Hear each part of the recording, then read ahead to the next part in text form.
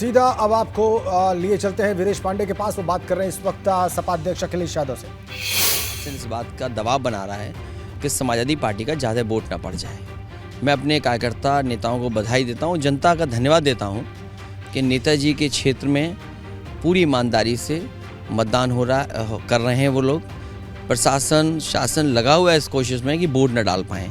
रामपुर की जो तस्वीरें आ रही हैं उसमें दिख रहा है कि जहां प्रशासन और इलेक्शन कमीशन की जिम्मेदारी है कि वोट ज़्यादा पड़े, वहीं पूरा पुलिस फोर्स लगाया है कि वोट ना निकल पाए और कर्फ्यू की तरह स्थितियां बना दी हैं। अगर डेमोक्रेसी में आप कर्फ्यू लगा देंगे और वोटर्स बाहर नहीं आएंगे तो डेमोक्रेसी क्या बची। ये बीजेपी के लोग जानबूझ करके डेमोक्रेसी ख़राब कर रहे हैं और खुद ही गड़बड़ कर रहे हैं और स्मोक स्क्रीन क्रिएट करने के लिए खुद शिकायत करने गए इलेक्शन कमीशन को। इन्हें क्या ज़रूरत है इलेक्शन कमीशन की? इन्हें तो उनको कह देना चाहिए जो मॉनिटर कर रहे हैं अधिकारी लखनऊ में बैठ करके। और अधिकारियों ने कहा कि हम क्या करें, हम पे तो इतना दबाव है लखनऊ से थोड़ी दबाव होना चाहिए, दबाव इलेक्शन कमीशन से होना चाहिए।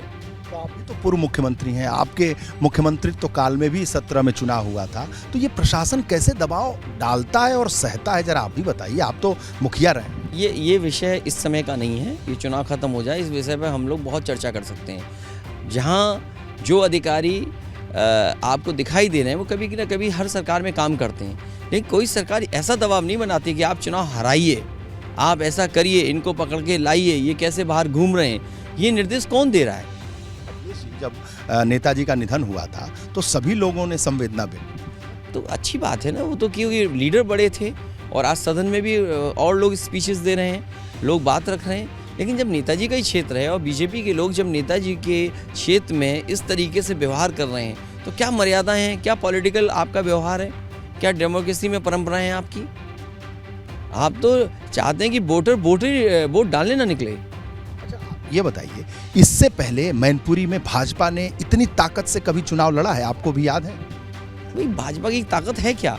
भाजपा की ताकत तब होती जब यहाँ पे वो काम किए होते। भाजपा की ये लोग ये बताएं जो मंत्री इनके रहते हैं, इन्होंने बजट क्या दिया? सैनिक स्कूल है यहाँ पर, नेताजी ने 1 साल में शुरू कर दिया। इनसे पूछिए कि आपने सैनिक स्कूल का बजट क्यों काट दिया? यहाँ पे इंजीनियरिंग कॉलेज बन रहा था, आपने उसकी ब्रांचेस क्यों काट दी, बजट क्यों काट दिया? सैफई का जो मेडिकल कॉलेज है पार्लियामेंट मैनपुरी में पड़ता है, यहाँ पर इंडिया की one of the best construction company ने यहाँ काम किया, शाहपुर जी पालन जी ने, आपने बजट क्यों नहीं दिया? आप कहते थे स्मार्ट सिटी बनाएंगे, नए शहर बनाएंगे। सैफई एक अर्बन हब बन रहा था, सॉलिड वेस्ट मैनेजमेंट कैसे हो, यहाँ पेडिस्ट्रियंस के लिए रास्ता क्या हो, साइकिल ट्रैक हो, सीवरेज सिस्टम हो। आप गांव में सीवरेज सिस्टम नहीं लगा सकते हैं। आप गांव में कोई सरकार के पास व्यवस्था ये नहीं है कि आप ट्रीटमेंट प्लांट लगाएं। ये कम से कम एग्जाम्पलरी काम हो रहा था। यहाँ पर 200 MBBS सीटें हैं, 200 PG सीट हैं, आपने बजट क्यों काट दिया? बजट क्यों खा गया आप बीजेपी वाले, ये बताएं। टूरिज्म में बजट ज़ीरो, लाइन सफारी ये हालांकि इसका पार्ट नहीं है लेकिन इटावा में तो है ही लाइन सफारी, आपने बजट क्यों काट लिया? यहाँ जो स्टेडियम है, stadium world class aquatic centre है, ये part of Mainpuri parliament constituency है। आप बताइए पानी कैसे भरा जाएगा? उसका फिल्टर बर्बाद कर दिया आपने अभी तक उसको ख़त्म नहीं किया काम। यहाँ क्रिकेट का वर्ल्ड क्लास स्टेडियम बना हुआ है, आपने इसका क्यों बर्बाद कर दिया?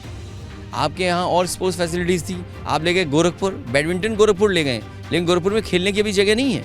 कई गेम यहाँ से ले गए हैं लेकिन अभी गोरखपुर में वो इंफ्रास्ट्रक्चर नहीं बन पाया है और यहाँ से गेम हटा दिया उन्होंने। नहीं तो भाजपा तो समाजवाद के लिए नहीं बल्कि यहाँ राम राज्य की स्थापना के लिए चुनाव। ये देखिए, आप पत्रकार हैं, आप कंफ्यूज मत होइए।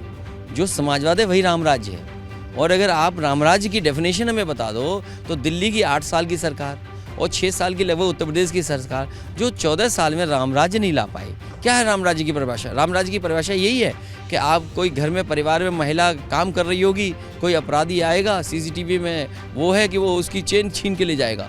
आज सबसे ज़्यादा चेन छीनी जा रही यूपी में, सबसे ज़्यादा महिलाएं असुरक्षित हैं, सबसे ज़्यादा लड़कियों के साथ घटनाएं हो रही हैं। आप नंबर 1 है देश में महिलाओं के अपराध में, तो ये है आपका राम राज्य। इसलिए बीजेपी कम से कम झूठ ना बोले, उन्हें खुद नहीं पता कि राम राज्य क्या है। सबसे बड़ी तकलीफ ये है, परेशानी ये है कि भाजपाइयों को कि यही नहीं पता कि राम राज्य क्या है। बिना समाजवाद के क्या राम राज्य, और जो राम राज्य है वही समाजवाद है। अच्छा, तो किस आधार पे ये चुनाव लड़ रहे हैं? कोई ताकत तो होगी, कोई हौसला तो होगा जो कह रहे हैं कि इस बार मैनपुरी हमारी है, परिवर्तन की लहर है। आप उनकी भाषा नहीं देखते हो? ये बोल करके मंच पे सीधा डीएमएसपी से बात करते हैं। ये भाषा बोल के मंच पर कि मैनपुरी हमारी है, उसके बाद सीधे डीएमएसपी से बात करते हैं, सेंट्रल फोर्स को मंगाते हैं, ज़्यादा फोर्सेस मंगाते हैं, फोर्सेस वो मंगाई जाती हैं, जात के आधार पर फैसला होता है। पीडीएफ सबके पास घूम रही है। मैं आपसे कहूँगा चुनाव आज शाम को ख़त्म हो जाए, कल आप एनालिसिस करना कि बीजेपी ने किस अधिकारी को, किन किन अधिकारियों को, किन फोर्स के लोगों को यहाँ बुलाया था।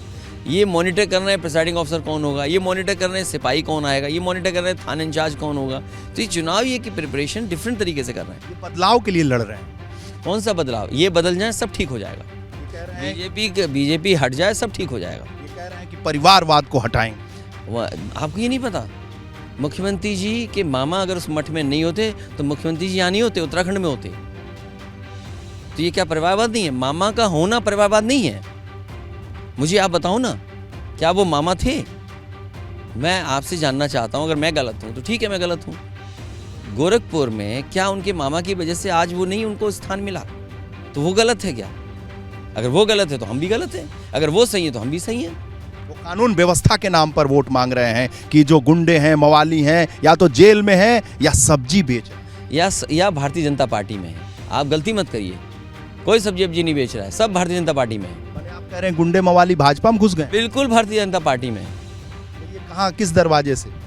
जो दरवाजे से उन्होंने खोला हुआ उसी दरवाजे से। तो पार्टी विद डिफरेंस है।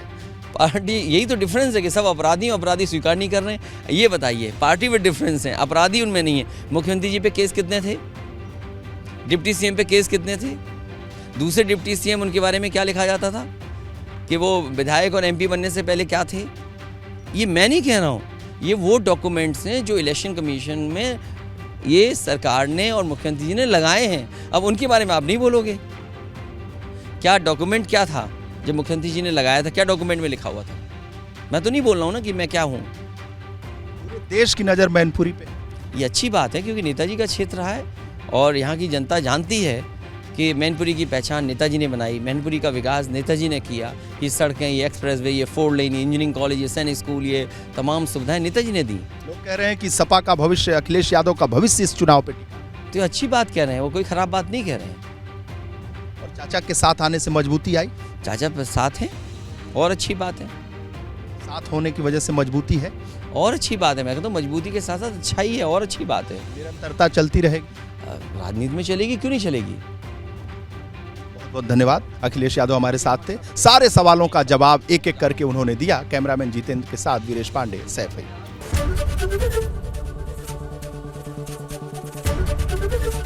एबीपी गंगा, खबर आपकी, जुबान आपकी।